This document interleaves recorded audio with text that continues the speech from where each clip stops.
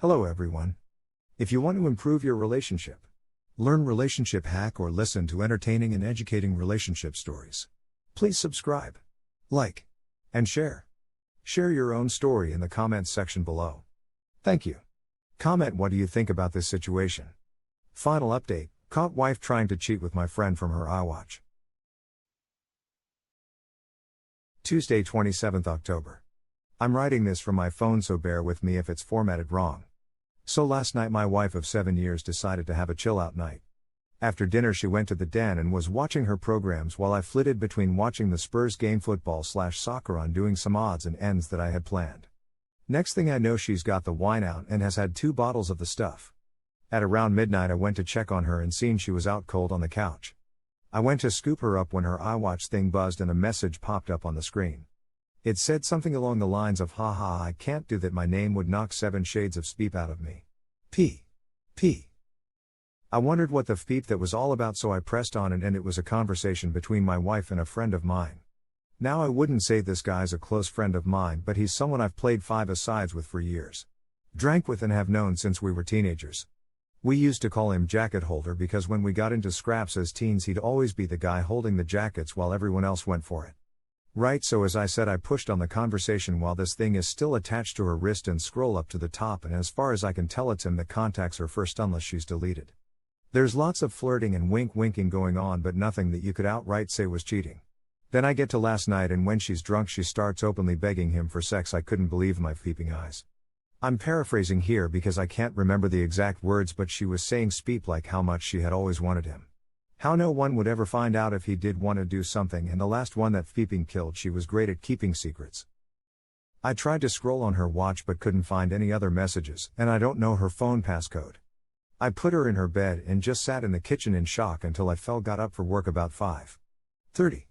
When I went to get in my work van I had just slunk down on the wheel and realized I couldn't face it, so I went back in the house, grabbed a half-drunk bottle of vodka, filled to the top with Coke, and went on a walk down the railway line. We live beside a lot of woodland and a disused railway line that goes for miles, and I've walked about half the length of it. I'm sitting under a railway bridge like a peeping troll right now, just seething at the whole thing. You'd probably think there's a fire going from about a mile away due to the steam coming out of my ears. So what do? I don't want to speak to her. I can't even bear to look at her after reading that speep. It was like a dagger through my heart. I just feel like every morsel of love I had for her has evaporated into thin air after reading her begging like that. Feeping yuck. I honestly want to ghost her, man. If I could I would never speak to her again. The whole I'm great at keeping secrets was the thing that really got me though, like who even are you? It reeks, but it's a case of how far down the rabbit hole do I want to go? I don't care if I'm being honest, I'm just done. I've never felt so betrayed and disgusted in all my life. The thing is I've invested so much in her, not just as a partner, but as a person. I loved her so much and thought her personality and by extension my personality reflected that of good people. To realize she's a backstabbing snake makes me feel like a snake. I feel like a worse person than I was yesterday. The only way I can describe it is for someone you looked up to, took advice and life lessons from, to suddenly find out they were a pedo or a rapist or just a downright, or entire perception of yourself and who you are would be shattered. Because you've took on board what they've said and invested time into a creep. God, I'm rambling nonsense, I apologize. I'm lucky in that our house is owned by my parents, who 6 years ago moved to a retirement village and we moved in. The house will be bequeathed to me when they die, but I don't and hopefully won't own it for a long time. They couldn't be bothered with the upkeep and all the problems etc. and wanted to see out their final days in peace, so when we do divorce my soon-to-be ex won't be getting her hands on it. So what do I do then? I'm honestly thinking of just not saying a word and throwing her right out. Also, while walking here it went through my mind to get my mate, who's a locksmith, to quietly change the locks today. He could feed her any old garbage about something from the doors being broken. She won't care what's going on anyways, as long as I'm about. Then after he's done, lock the front door and tell her to come out and look at something out the back. When she comes out, just run back in and lock the door behind me. That sounds childish as peep, doesn't it? Act seriously though, I don't know what I'm gonna do. I'm staring at a bottle right now and my life feels like it has been ripped apart at the seams. As for that prick so-called friend of mine, there's no doubt he was up to something here. There's also no doubt I wouldn't have caught wind of this at all, so I'll be seeing him very soon. Never mind holding jackets, he'll be holding his face. TLDR, caught wife trying to openly cheat on me with someone I considered a friend from her iWatch. Edit to update, Have went to a friend's house to calm down. I threw the vodka away. She has been texting me asking where I am as my work van is still in the driveway. I text her saying there is a problem with the engine so I gotta lift into work. I'll make my move tonight. Wednesday 28th October. Thank you to everyone who reached out to me after my first post. Was really appreciated. So yesterday after I had written the post and was in a complete mess, 2 dog walkers came over to check on me as I was obviously concerning them. I told them everything. They listened and the first thing one of them said to me was, "Son, the worst thing you can do right now is drink. It'll cause carnage." I have to thank her for that because I was on the highway to hell at that point. I threw the vodka away. Got in touch with a friend and he said I could come to his for a while to calm down, was at work but told me where the spare key was, live in a small town of around 15 people and he wasn't too far away, so once I got there I sat on his couch just trying to calm down. Throughout the morning I was getting multiple texts and phone calls from my wife asking where I was and what the hell was up as my work van was still sitting in the driveway and I was nowhere to be seen. I text her back telling her that there was a problem with the engine so I gotta lift into work, which she seemed to buy as she just texted back saying okay. When my friend got back from his work at about 5 o'clock I told him everything that had happened and asked him his opinion.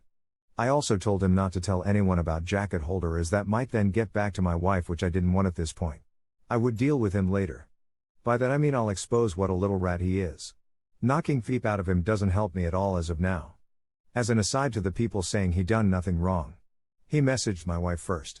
He was being extremely the feep. Is he even playing at messaging my wife for in the first place? He only knows her in passing. From afar. Look, I've got no problem with 2 adults conversing with each other, but they hardly knew each other and it was flirty from the start as far as I could tell. I think they've seen each other while out and about and it's gotten flirty then. So my friend convinced me to try and keep a low profile. And see what I could dig up, but at the same time speak to a lawyer and get the ball rolling in terms of finding out my options, which I have done today. He took me home about 6 o'clock and I was honestly dead on my feet by that point. I think the adrenaline pumping the entire day then suddenly stopping knocks it right out of you, so I was extremely tired when I got home. The second I walked through the door I knew something was up as my wife was on me right away asking me all sorts of questions about work. I asked her why does she even care? She said that I'd left my big flask and my lunch bag in the front passenger side seat and something's been up today. She could feel it. I was about to lie, but I was just too tired. I couldn't be bothered putting any sort of charade up, so I just said yeah, there is something up. That when I was putting her drunk arse to bed last night a message came up on her iWatch. Which I all the other that she was a peeping disgusting cheat that I wanted nothing more to do with. Her demeanor went from an arms-crossed person in power to scared little girl within about a second. Good at keeping secrets, eh? Begging that little rat for sex, eh? Yep. Read it all. She started sobbing and I just walked away and upstairs into the shower. When I got out she was sitting on the top stair crying still and the excuses started right away. How she was drunk. Vulnerable. Had never done anything like that before. How he had messaged her first and it didn't mean anything. She was never gonna go through with it. Pretty much everything that everyone on here was saying she would say. Like she had the playbook out. The only thing she didn't do was try and blame me. She probably knew I would have thrown her right out the door if she had tried that speep. I told her that I wanted a divorce and her out of the house within a month. Also told her that she was moving to the spare room. I've been pretty much ignoring her ever since, just scowling at her and shaking my head when she starts waffling nonsense. I don't want to hear it. She slept in the spare room last night and I haven't spoken to or texted with her at all today. If I'm lucky maybe she'll be gone when I get back from work, but my luck's not that good I suppose. On getting her out though I was telling my parents what was happening and my mother was adamant I wasn't throwing her out onto the streets. Her and my mother are close and always have been. Have been together 11 years in December. My mother was saying she made a mistake and that we should sort it out like adults. That we've been through too much together and that she didn't actually do anything, it was just words. She completely took her side over mine. Couldn't believe it. Could this beat me here? Like, do I have no right to ask her to leave if my mother is against it? It's literally gonna be my house when my parents pass and I did nothing wrong, so I'm not leaving. It's probably gonna turn into War of the Roses Part 2. I managed to get myself an appointment with a divorce lawyer for next week, so I'll be going to that to discuss my options. Until then I'm just gonna ignore my soon-to-be ex-wife, I guess. I know she's probably not gonna admit anything else now. I'll never know if she was a really good liar or she was just talking speep to him to get him on side with her for an affair. Anyways, sorry about the delay in the update. Just got the chance to write it now as I'm finishing work. Well, back to the funhouse, I guess. Monday, 16th November. Hi. I thought I'd give an update since a lot of people have been personal messaging me asking for one. It's now been 20 days since I found out my wife was trying to cheat on me with my friend, and the situation has become hellish. I gave her a month to get out and she's been sleeping in the spare room, but it's clear now she doesn't have any intention of going after she got in the ear of my mother. She doesn't have anywhere to go at any rate, but that's not my problem. I've seen my divorce lawyer multiple times, and am now in the process of drawing up a divorce petition and having my wife serve divorce papers. I've also opened my own bank account and taken 50% of the balance from our shared account. The atmosphere around the house has been weird, to say the least. The living room has turned into a no man's land where no one frequents, as we both spend the majority of our times in our rooms. I've also intentionally been working late a lot so I don't have to interact with her much. I had been completely ignoring her, but after reading about the 180, have started implementing that and been civil if a little cold towards her. I'm so glad I did this, as I was beginning to feel like a monster refusing to acknowledge her existence. It was not the right way to behave, and I ended up feeling like the one who had wronged her, rather than the other way about. The only time I broke from the 180 was when I walked into the bathroom last week and she was sitting on the floor by the bath crying. I helped her up and instinctively gave her a hug, though it was more of a there type hug than one with much love attached to it. The sad thing is that I'm so suspicious of her now that I wouldn't put it past her to be waiting on me coming in so she could put on a performance. The thing is that probably isn't even true. But this is the sort of speep that's going through my head in this environment. It's just toxic. She's been crowing about how she'll do anything and everything to save this marriage. Anything to prove to me that it was just a silly mistake. So I brought up a lie detector test. I don't plan on ever getting one done. Wouldn't even know where to start. I just wanted to gauge her reaction. She was all for until a few hours later when she came to me, tablet in hand, going on about how inaccurate that anxiety and nervousness can throw up false with her and her anxiety disorder and all. I just laughed. Wasn't even a normal chuckle either. It started as a bit of a cackle and ended in a childish giggle. It appears she would do everything to save this everything except take a lie detector test. That it doesn't even matter anyway. I meant what I said in my op. Every morsel of love I had for her dissipated into the atmosphere after I read her say those horrible things. I don't see her as my true love anymore. The person I could tell anything to and would trust with my life. I just see trash. Trash that needs taken out before it stinks the place up. Jacket holder has been the talk of the town since I exposed him to our friend group a few weeks back. It's safe to say he has no friends left among us, and has been completely ostracized. I tried phoning him a few times, but he refused to answer, then blocked my number. Thiep that little rat, I hope it was worth it. I've spoken to my mother multiple times about this, and during a heated argument asked her why she was taking my wife's side. Was there something she wasn't telling me here? What was she expecting? Us to live like roommates? Go on like nothing happened? It's ridiculous. She said she has always seen my wife as the daughter she never had but always wanted. My mother had a stillborn daughter before I was born, and it has haunted her. So she latched onto my wife and has done since we got together. As I said previously, they have a close bond. The fact my wife doesn't have any family and only a few friends who have their own busy lives and families means if I threw her out she would be all alone, and my mum thinks that's unacceptable, especially during a pandemic. She tried to get me to come to a compromise, saying that in 3 or 4 months we can look at it again and see where we are mentally, and is pushing me to try couples counseling before I throw in the towel. I'm not doing that.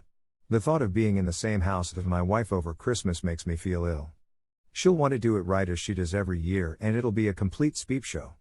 My dad, God love him, has never been much of a talker. Never up nor down, just always there. He's a quiet, proud but timid man, and my mother's word has always been the one that matters in our house. People on here have been telling me that I'm selfish and spoiled because it's not my house and I have no right to make demands, but it's now a case of my wife or me for my parents. If worse comes to worse, then I'm ready to walk out the door and never come back.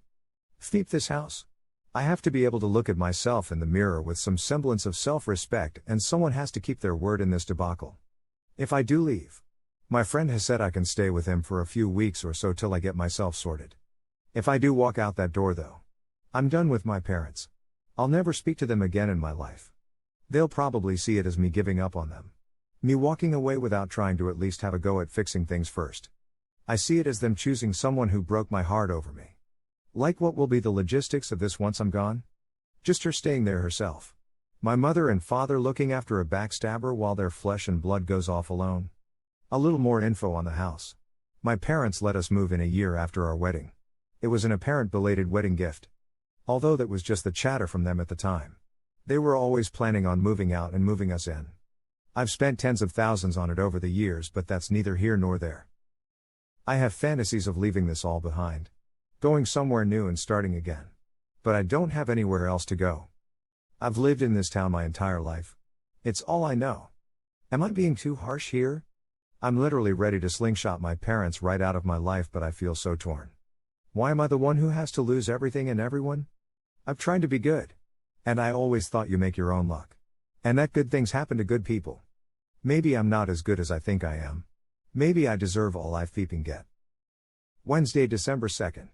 Well, since this morning I no longer call that house home. I seen on the calendar that my wife had a hospital appointment with her ophthalmologist. So knowing she would be gone for a few hours, I took that as an opportunity to get my stuff together and move out. Which I have. After getting my things moved and sorted, I just put the house keys on the kitchen table. Along with the divorce papers I received from the divorce lawyer last week, and was on my way. I've blocked both my wife and mother's numbers, and any communication I have with my wife going forward will be done through my lawyer. In terms of my living situation, I'm staying with a friend for a week or two, but hopefully I should be in my own rented place before Christmas. I haven't spoken to my parents in a few weeks. Last time we spoke was via text, and I tried to tell my mother, in explicit detail, the things my wife was saying during her text to jacket holder. Why it hurt me so much. And why I didn't think it was her first time doing it with the whole "I'm good at keeping secrets" comment, and thus could never trust her again. My mother texted back saying she couldn't speak to me when I was like this. And she would let me cool off. She tried to phone me a few days ago, and I just blanked her call and has said a bit further up. Since today I've blocked her number. I feel so let down by my parents, and at this point, it almost feels worse than the original betrayal from my wife. The way I'm feeling right now, I don't think I'll ever speak to them again. I think in times of strife, you look to your family to be strong for you. To be a rock and give round one. Support. My parents have been weak. They've made me feel like the one in the wrong. Like I'm overreacting. And it's me that's ripping this family apart. Well, it's not. I didn't ask them to move mountains for me. Just move my cheating wife out the house, and they made their choice. My father also had the chance to put his foot down for once in his life and stand up for me. But didn't. You make your choices and you live with them, I guess. Reading some of the comments on here from my previous posts. People have been saying things like, I threw in the towel so easily. I was looking for a way out and didn't love my wife because I didn't try hard enough to save things, but that's not true. I loved my wife more than anyone on this earth, and I was broken when I discovered what she was doing. I think we all have boundaries. And once those boundaries have been crossed, things change irrevocably. When I read those horrible texts, something changed inside of me. I fell out of love with her. Like being snapped out of a spell in the movies. Anything tried after that is just delaying the inevitable.